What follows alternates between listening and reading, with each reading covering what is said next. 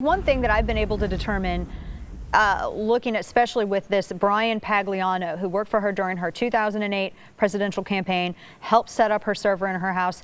Hillary Clinton's really good at picking minions.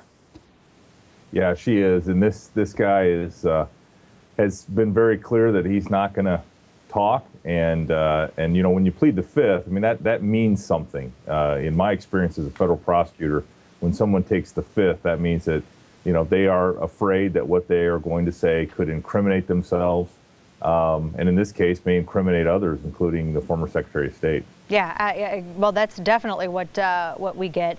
And he's already immediately, his first response is, well, no, I'm not going to cooperate. I'll just plead the fifth. When I look at all of the stuff, all of the ways that this could have been, this information could have been compromised, just some of the emails that we were just getting into today, the fact that there was a headline, it was Radar Online, that was saying that hackers were trying to sell her information online for $500,000, like thousands of emails that they were able to obtain, that we know that she had been freely sending and receiving, sending classified information from her private email server to Sidney Blumenthal's AOL account. Matthew, I don't know anybody who uses an AOL account anymore except my great aunt and Sidney Blumenthal, and people back in the mid and early 90s. Nobody else uses it anymore. Sending him classified information. How much has been compromised? What if, I mean, I'm just still in shock over all of this. Why is this woman already not charged?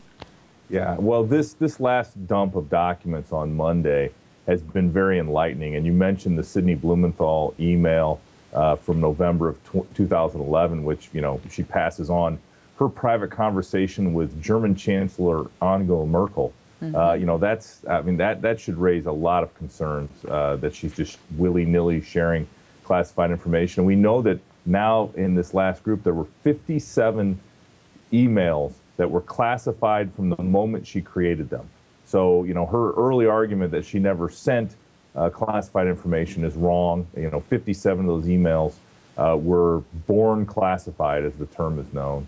And, you know, I mean, it's only going to get worse from here. I think, you know, her cavalier approach to sensitive and classified information and top secret information is going to really dog her, I expect, for the rest of her career. I mean, right. This is inexcusable, the way she treated highly sensitive and information that could compromise national security interests. What did you make of her spokesperson who was on CNN this afternoon, Brian Fallon?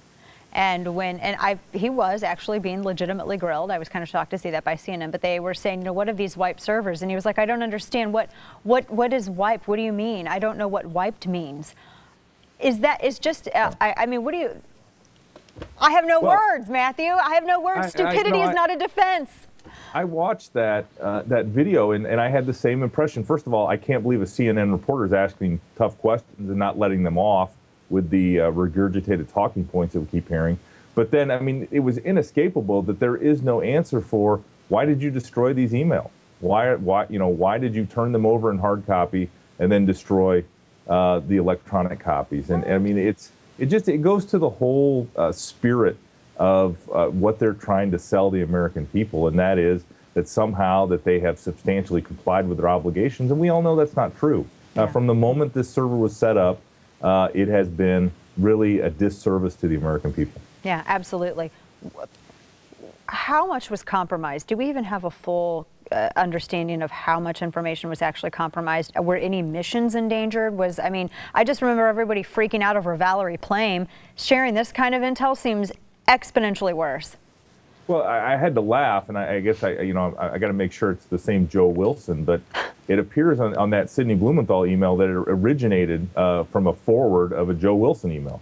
And so, I mean, these, you know, the usual suspects are at play here. But, you know, listen, if this group really has the 32,000 personal emails and they're offering for sale for $500,000, then we know that this entire email server has been compromised, and that not just hackers, but, you know, Russians and Chinese and others that want to do our country harm, you know, could possibly have had this information in real time, you know, as Secretary Clinton was making policy for the American, right. you know, government.